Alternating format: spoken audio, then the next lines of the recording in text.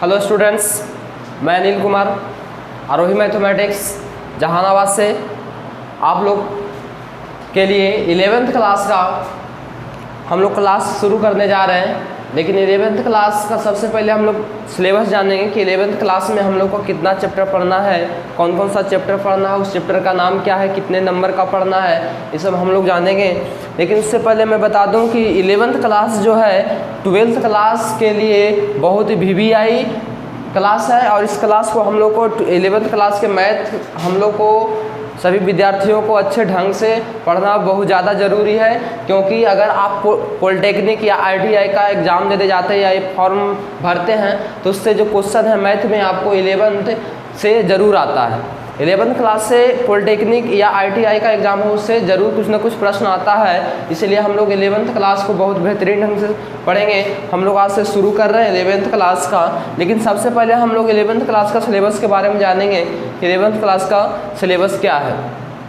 सबसे पहले मैं आप लोग को बता दूं कि 11th क्लास में सबसे पहले आपको तो 2 बुक पढ़ना पड़ेगा, वॉल्यूम 1 और वॉल्यूम 2। 2 बुक पढ़ना पड़ेगा। पहला बुक में क्या क्या पढ़ना है, फिर दूसरा बुक में क्या क्या पढ़ना है, सारा बात मैं आप लोग को इस वीडियो के माध्यम से बताना चाहता हूँ।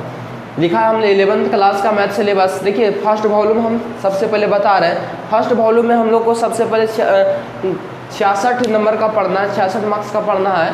फर्स्ट वॉल्यूम में सबसे पहला आता है, देखिए इसे तो रखा गया है रिलेशन एंड फंक्शन को एक टॉपिक बनाया गया है, रिलेशन एंड फंक्शन से पूरा जो प्रश्न है हम लोग को 29 नंबर का पढ़ना है। लेकिन रिलेशन और फंक्शन में कौन कौन सा टॉपिक है, कौन कौन सा चैप्टर है, सारा बात हमने यहाँ पे लिखा है।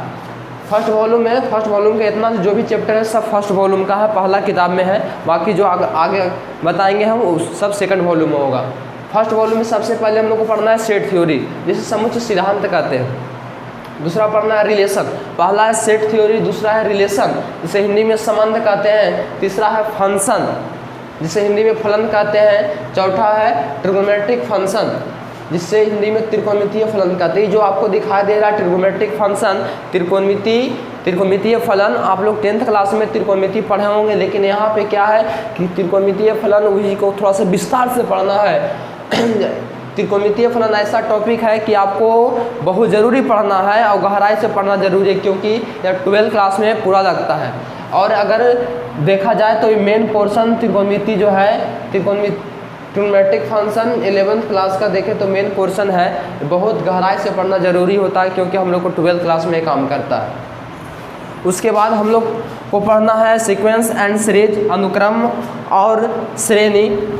ऐसा बात अनुक्रम और श्रेणी कुछ बात हम लोग पढ़ के आए हैं AP में 10th क्लास में AP समांतर श्रेणी में, उसका इससे कुछ हम लोग परिचित हैं। छठा है प्रिंसिपल ऑफ मैथमेटिकल इंडक्शन, गणितीय आगमन सिद्धांत। आप लोग कहा कीजिएगा कि सिलेबस एक 11th क्लास का थ्योरी का कॉपी बनाइएगा, उस पर पूरा सिलेबस सबसे पहले पहला पेज में लिखिएगा क्या क्या हम लोग को पढ़ना है। उसके बाद जैसे जैसे हम लोग क्लास आगे की ओर बढ़ते जाएंगे वैसा ही हम लोग कॉपी पर लिखते जाएंगे।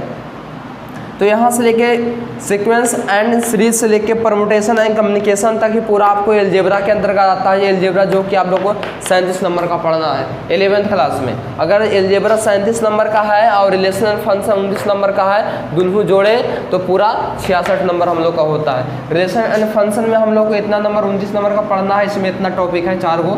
यहाँ के बाद सीक्वेंस एंड सीरीज के बाद यहाँ से यहाँ तक हम लोग को एलजेब्रा में पढ़ना है, जो 37 नंबर का प्रश्न इस पूरा से मिला के आता है।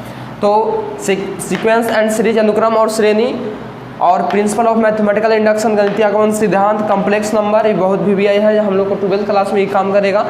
क्वाड्रिक इक्वेशन, द्विघात समीकरण, लीनियर इक्वालिटी, रैखिक असमीका, बाइनोमियल थ्योरम, द्विपद प्रमेय, परमुटेशन एंड कम्युनिकेशन, क्रमचय एवं संचय, ये सारा बात हम लोग को फर्स्ट वॉल्यूम पढ़ना है। बढ़िया से देख लीजिए आप लोग, कॉपी में बढ़िया से लिख लीजिए, हम लोग का फर्स्ट वॉल्यूम का ही सिलेबस है। आगे हम लोग चलते हैं, फिर सेकंड वॉल्यूम में हम लोग को क्या क्या पढ़ना है उस पर हम लोग विचार करते हैं। चलिए अब हम लोग जानेंगे कि हम लोग को 11th क्लास में सेकंड वॉल्यूम में कितना मार्क्स का पढ़ना है, कौन कौन सा चैप्टर है, हम लोग विस्तार में यहाँ पे देख रहे हैं। वॉल्यूम 2 में हम लोग को 34 नंबर का पढ़ना है। दूसरा किताब में जो होगा 11th क्लास का, उसमें सबसे पहला टॉपिक मिलेगा आपको कोऑर्डिनेट ज्योमेट्री, निर्देशांक ज्यामिति। इससे आप लोग 10th क्लास से परिचित हैं। एक्स एक्सिस, वाई एक्सिस, मूल बिंदु ये सम सारा बात हम लोग 10th क्लास से, वो 10th क्लास जो है बेसिक है, यहाँ पे कुछ अलग होगा, कुछ और हम लोग गहराई से ऊपर पढ़ेंगे। इसमें कोऑर्डिनेट ज्योमेट्री में जो हम लोग को 13 नंबर का पढ़ना है कोऑर्डिनेट ज्योमेट्री 11th क्लास में, उसमें 2 टॉपिक और है, उस 2 डायमेंशनल और 3 डायमेंशनल, द्विविमीय और त्रिविमीय। ये त्रिविमीय आपको 12th क्लास में भी मिलेगा, 2 डायमेंशनल आपको 11th क्लास तक रह जाएगा, 3 डायमेंशनल हम लोग विस्तार से 12th क्लास में पढ़ेंगे। कैलकुलस अगला टॉपिक मिलेगा आपको, कैलकुलस जिससे कलन कहते हैं। यहाँ पे तो आपको 6 नंबर का है 11th क्लास में, लेकिन जैसे ही आप लोग 12th क्लास में जाइएगा तो 12th क्लास में पूरा 44 नंबर का आता है। 44 नंबर का हम लोग को पढ़ना है, पूरा विस्तार से पढ़ना है कैलकुलस।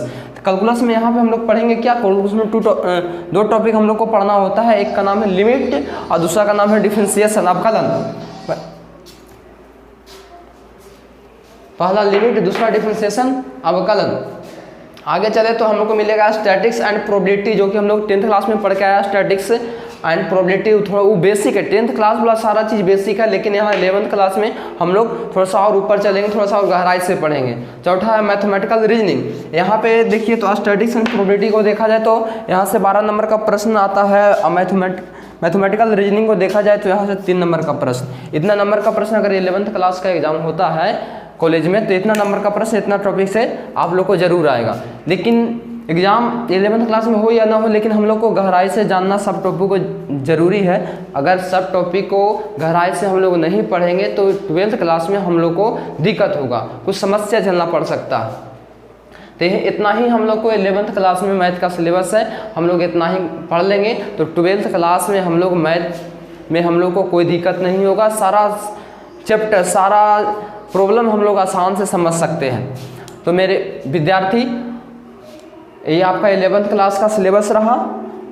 आप लोग Arohi mathematics by Anil sir channel पर सिलेबस देख रहे हैं, चैनल को सब्सक्राइब जरूर करें। और अगर आप पढ़ना चाहते हैं क्लास में तो आरोही मैथमेटिक्स जहानाबाद 11-12 रामकृष्ण परमहंस के पीछे